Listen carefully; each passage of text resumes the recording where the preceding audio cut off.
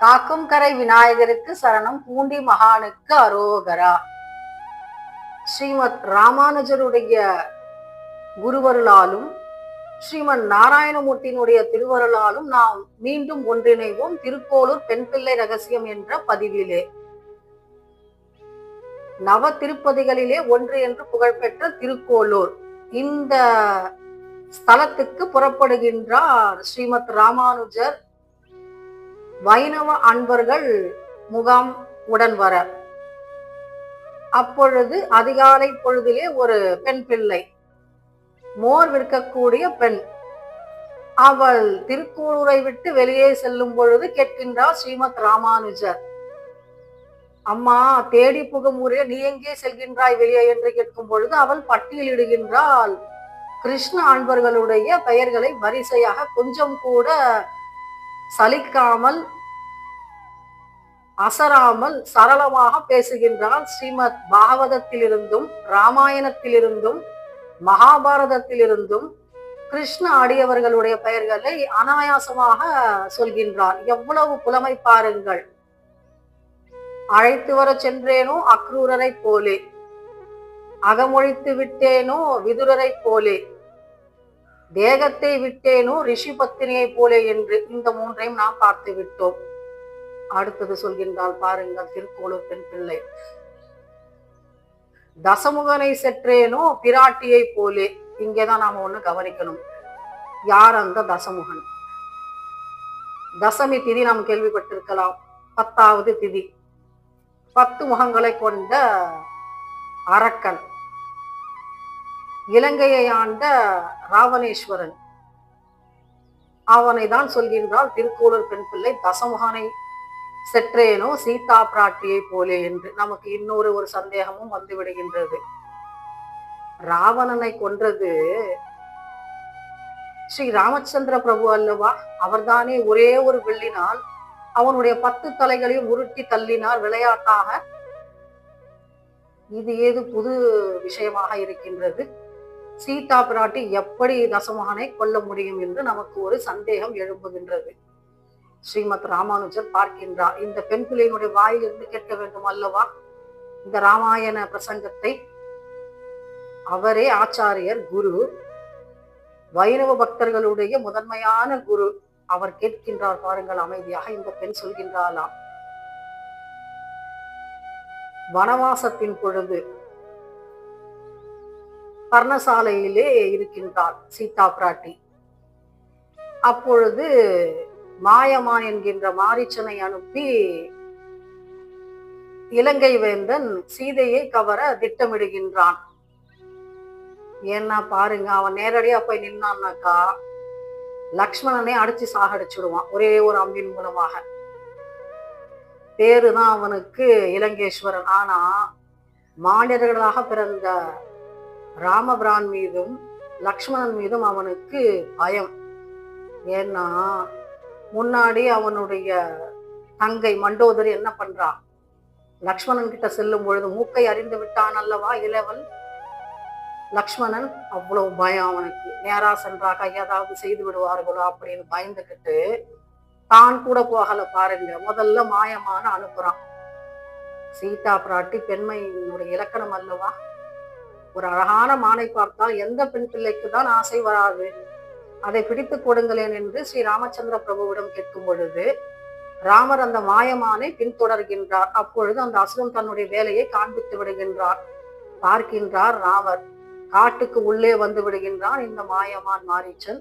இது ஏதோ அரக்கர்களுடைய மாய வேலை சூழ்ச்சி என்பதை புரிந்து கொண்டு வில்லினால் அடிக்கும் பொழுது பாருங்க, அங்க ஒரு கபட நாடகம் அரங்கேறுகின்றது. என்னன்னா, சீதே லக்ஷ்மணா அப்படின்னு ராமருடைய குரல்ல கதறானா மாயமான். இதை கேட்டவுடன் பயம் வந்து விடுகின்றது சீதா பிராட்டிக்கு. லக்ஷ்மணனிடம் சொல்கின்றாள், நீ போய் உன்னுடைய அண்ணனை காப்பாற்ற வேண்டும் என்று. ஆனா அவனுக்கு நிச்சயமாக தெரியும், ஸ்ரீ ராமச்சந்திர பிரபு சாட்சாத் ஸ்ரீமன் நாராயணமூர்த்தியினுடைய ஸ்வரூபம், அவருடைய அம்சம் பொருந்தியவர். அவரை யாராலும் ஒன்றும் செய்ய முடியாது என்பது திட்டவட்டமாக தெரிந்து அதை சொன்னாலும் ஏற்றுக்கொள்ளக்கூடிய மனப்பக்குவம் சீதா பிராட்டிக்கு இல்லை. நீ சென்று தேடித்தான் ஆக வேண்டும் என்பது கட்டளை. அந்நியாரின் கட்டளையை மேற்கொண்டு லக்ஷ்மணன் புறப்படுவதற்கு முன்பு ஒரு லக்ஷ்மண கோட்டை கிழித்து விட்டு செல்கின்றார். இதை தாண்டி தாங்கள் எந்த காரணத்தை முன்னிட்டும் தாண்டி வராதீர்கள் என்று. ஆனால் கபட சந்நியாசி வேடம் போட்டு கொண்டு வருகின்றான் தசமுகன். ராவணன் பிச்சை இடுங்கள் தாயே என்று கேட்கும் பொழுது வெளியே வந்து இட வேண்டும் என்று ஒரு வேண்டுகோள் வைக்கின்றான். ஏன்னா வெளியே வந்தாதான தூக்கிக்கிட்டு ஓட முடியும் சீதா பிராட்டியை. அதனால சரி, சீதா பிராட்டி வெளியே வந்து போடும் பொழுது சீதா பிராட்டி அம்மை அழ அழ அவளை தூக்கி கொண்டு புறப்பட்டு விடுகின்றான். தன்னுடைய விமானத்திலே இலங்கைக்கு கொண்டு சென்று சிறை வைத்து வருகின்றான். ஒவ்வொரு நாளும் சீதா பிராட்டியிடம் வந்து கெஞ்சுகின்றான், மன்றாடுகின்றான். காலில் விழாத குறையாக கெஞ்சுகின்றான். என்னை ஏற்றுக்கொள்ள வேண்டும், உன்னை நான் இந்த இலங்கை மாநகரத்திலே பட்டத்து ராணியாக உனக்கு முடிசூட்டுகின்றேன் என்று ஆசை வார்த்தைகளை கூறுகின்றானாம் ஒவ்வொரு நாளும். இந்த வார்த்தைகளை கேட்டு கேட்டு சீதா பிராட்டியினுடைய காதுகள் எப்படி இருக்கின்றன என்று சொன்னால், காய்ந்த இரும்பு கம்பியை பழுக்க காய்ச்சி காதிலே சுருவினால் எத்தகைய துன்பம் நேருமோ அத்தகைய துன்பம் நேர்ந்ததாம் சீதா பிராட்டிக்கு. கண்களில் இருந்து கண்கள் அருவி மாதிரி கண்ணீரை சொரிய அவள் ராமனை நினைத்துக் கொண்டே ஒவ்வொரு நொடியும் உயிர் வாழ்கின்றாள். இவன் தூக்கிக்கிட்டு வரும்போது பாருங்க ஒரு வேலையை செய்யறான் இந்த தசமுகன். என்னன்னா, இளவல் கட்டிய பர்ணசாலையோடு தூக்கி கொண்டு வந்து விடுகின்றான். இந்த பர்ணசாலையிலே தான் இப்பொழுது இருக்கின்றாள் சீதா பிராட்டி. பொறுத்து பொறுத்து பார்க்கின்றாள். இவனுக்கு என்ன ஒரு பிரச்சனைனா, இவனுக்கு ஒரு சாபம் இருக்கு. பிடிக்காத பெண் பிள்ளையை தொட்டால் இவனுடைய தலை வெடித்து விடும் ராவணனுக்கு. இதனால சீதா பிராட்டியை தொட முடியவில்லை. அதனால கெஞ்சுகின்றான் அரக்கனாக இருந்தாலும். அப்பொழுது கோபம் வந்து விட்டதாம் ஒரு நாள் சீதா பிராட்டிக்கு. அவள் சொல்கின்றாளாம், ஒரு புல்லை எடுத்து பிடுங்கி அவன் முன்னே போட்டு விட்டு பேசுகின்றாளாம், இந்த புல்லை விட நீ துச்சமானவன் ஐயா அப்படின்ற ஒரு அர்த்தம் இதற்கு. இன்னொரு அர்த்தமும் உண்டு. என்னன்னா, இந்த புல் கூட இன்னொரு மனைவியின் மீது, இன்னொருவருடைய கணவனுடைய பெண் மீது ஆசைப்படவில்லை. அடுத்தவன் மனைவி மீது ஆசைப்படாத ஒரு உயிரினம். இதற்கு இருக்கின்ற ஞானம் கூட உனக்கு இல்லையே என்பது ஒரு அர்த்தம். இன்னொன்னு என்னன்னா, இந்த புல்ல நான் இப்படி கிள்ளனா இல்லையா, அதே போல உன்னுடைய தலையை என்னுடைய தலைவனான ஸ்ரீ ராமச்சந்திர பிரபு கிள்ளி விடுவாராம். சரி, இவ்வளவு நாம சொல்றோம். இதுல ஒரு விஷயம் கவனிக்கணும். ஆண்டாள் திருப்பாவை பாசுரத்தை நமக்கு கொடுத்த வைணவ பக்தை, 12 ஆழ்வார்களிலே ஒருவர். பொல்லா அரக்கனை கிள்ளி கலைந்தானே என்ற ஒரு வார்த்தையை ஒரு பாசுரத்தில் சொல்லி இருப்பாள். பொல்லா அரக்கன் யார்? தசமுகன் இலங்கேஸ்வரன். இவனுடைய தலையை கிள்ளி விட்டாராம் ஸ்ரீ ராமச்சந்திர பிரபு. நாம நினைக்கலாம், அப்ப ராமனை தானே சொல்றாங்க, இங்க ஏன் திருக்கோளூர் பெண் பிள்ளை தசமுகனை செற்றேனோ பிராட்டியை போல என்ற வார்த்தையை உபயோகப்படுத்த வேண்டும்? அவள் தப்பாக சொல்லவில்லை. என்னன்னா, அவள் நினைத்திருந்தா சீதா பிராட்டி தன்னுடைய கற்பின் கனல் மூலமாகவே இலங்கை மாநகரம் முழுவதையும் எரித்து விட்டிருக்கக்கூடிய சக்தி உடையவள் அவள். ஆனால் பொறுமையாக இருக்கின்றாள். தன்னுடைய கணவன் வந்து தன்னை காப்பாற்ற வேண்டுமாம். எத்தகைய ஒரு உறுதி நம்பிக்கை இருக்க வேண்டும். என் ராமன் வருவான், என்னை சிறைமிட்டு சென்று விடுவான் என்ற ஒரு ஆழமான ஆணித்தரமான உறுதியான அசைக்க முடியாத நம்பிக்கையை கொண்டிருந்தால் சீதா பிராட்டி. சீதா பிராட்டி மாத்திரம் அங்கே இல்லை என்று சொன்னால், ராமன் வானர சேனையோடு வந்து சுக்ரீவனின் உதவியோடு இந்த தசமுகனை செற்றிருக்க முடியாது. சீதா பிராட்டி தான் பிரதானம். அவள் இல்லை என்றால் இந்த மாநகரத்துக்குள் ராமன் புகுந்திருக்க முடியாது, ராவணனை அழித்திருக்க முடியாது. அப்பொழுது யார் பிரதானம்? சீதா பிராட்டி அல்லவா? சீதா பிராட்டியால் மட்டுமே ஸ்ரீ ராமச்சந்திர பிரபு சுக்ரீவனுடைய உதவியை பெற்று, அனுமனுடைய பராக்கிரமத்தையும் பெற்று, தாண்ட முடியாத கடலையும் தாண்டி வானர சேனைகளோடு குறுக்கே ஒரு சேது பாலம் கட்டி தசமுகனை கொன்று விட்டார். சீதா பிராட்டி ஒருத்திக்காக மட்டுமே இந்த போர் நடைபெற்றது. அப்பொழுது ஸ்ரீ ராமச்சந்திர பிரபு கொன்றார் என்று சொல்வதை விட, சீதா பிராட்டியால் அல்லவா ராவனுடைய மரணம் நிகழ்ந்தது. இப்படித்தானே இதை எவ்வளவு அருமையாக சொல்கின்றால் பாருங்கள். எவ்வளவு லாபகம், எவ்வளவு வீச்சு இந்த வார்த்தையிலே தசமுகனை செற்றேனோ சீதா பிராட்டியை போல என்ற வார்த்தையை உபயோகப்படுத்துகின்றார்.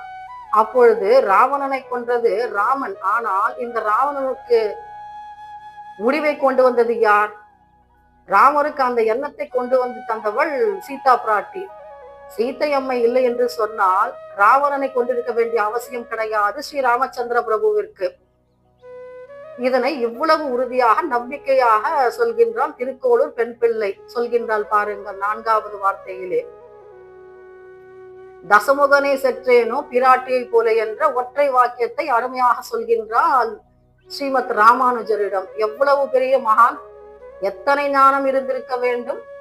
இந்த இந்தியா தேசம் முழுக்க அவர் பாத யாத்திரை செய்திருக்கின்றார். எவ்வளவோ அன்பர்களை கடைத்தேற்றம் செய்திருக்கின்றார். எவ்வளவோ பேருக்கு உபதேசம் செய்திருக்கின்றார். ஆனால் அப்படிப்பட்ட மகான் முன்னே கொஞ்சம் கூட பயம் இல்லாமல் சரளமாக பேசுகின்றார் இந்த திருக்கோளூர் பெண் பிள்ளை. எத்தனை அதி அற்புதம் பாருங்கள். எவ்வளவு அழகாக சொல்கின்றார். சீதா பிராட்டியினுடைய நம்பிக்கையை, அவளுடைய அசைக்க முடியாத பக்தி, என் ராமன் வருவான், கட்டாயம் வருவான், என்னை சிறை மீட்டு விடுவான் என்ற உறுதியான நம்பிக்கை எனக்கு இருந்ததா என்ன? அப்படிப்பட்ட பக்தியா நான் நினைத்திருந்தால் சென்று விட்டிருக்கலாம் அல்லவா சீதா பிராட்டி?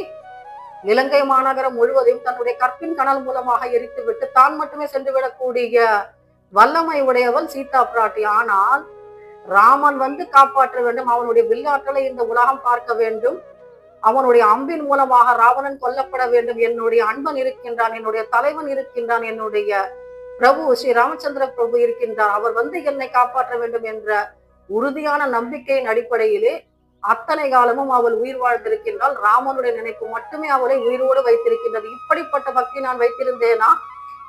இத்தகைய ஆழ்ந்த நம்பிக்கை எனக்கு இருந்ததா? இவ்வளவு ராமர் மீது அன்பு எனக்கு இருந்ததா? இப்படிப்பட்ட பக்தியானான் என்று கேட்கின்றாராம் திருக்கோளூர் பெண் பிள்ளை. எவ்வளவு அதி அற்புதமான ஒரு வார்த்தை பாருங்கள். ஒற்றை வரியில் முடித்து விட்டால் அல்லவா? ராமனுடைய கர்வத்தை அடக்கியது யார்? ஸ்ரீ ராமச்சந்திர பிரபுதான். இதற்கு நமக்கு சந்தேகம் வர வேண்டாம். ஆனால் இதற்கு அடிப்படை காரணம் சீதா பிராட்டி. இந்த அற்புதமான செய்தியை சொன்னவள் திருக்கோளூர் பெண் பிள்ளை ஸ்ரீமத் ராமானுஜரிடம். ஆச்சாரியர் சொல்ல அடியார்கள் கேட்டிருக்கலாம் பல கதைகளை. ஆனால் ஒரு அடியார் சொல்ல ஆச்சாரியர் கேட்ட அதி அற்புதமான பக்தி இலக்கியம், பக்தி களஞ்சியம், வைணவ பிரபந்தம் இந்த திருக்கோளூர் பெண் பிள்ளை. இதிலே இந்த மோர் விற்கக்கூடிய பெண் சொன்ன அருமையான வார்த்தை, தசமுகனை செற்றேனோ பிராட்டியை போலே. அனுமாரும் நினைத்திருந்தால் கடல் தாவி வந்து இந்த இலங்கை மாநகரம் முழுவதையும் எரித்து விட்டிருக்கலாம். ஆனால் சீதா பிராட்டியினுடைய வார்த்தை பலிக்க வேண்டும்.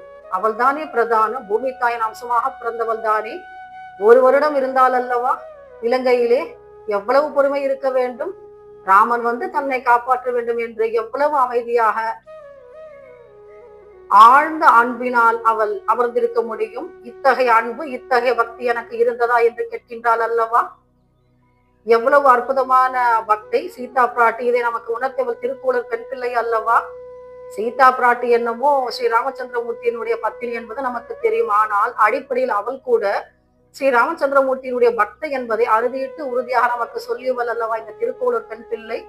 அதற்கு இந்த பக்திக்கு நாம் தலைவணங்கத்தான் வேண்டும். ஏன்னா அவளே சொல்லிவிட்டாள் அல்லவா, இவ்வளவு பக்தி எனக்கு இல்லையே, இவ்வளவு அன்பு எனக்கு இல்லையே என்று. எத்தனை உறுதியான ஆழமான நம்பிக்கை சீதா பிராட்டியினுடையது. என் ராமன் வருவான், என்னை சிறை மீட்பான் என்ற உறுதியான நம்பிக்கை எனக்கு இருக்கின்றதா?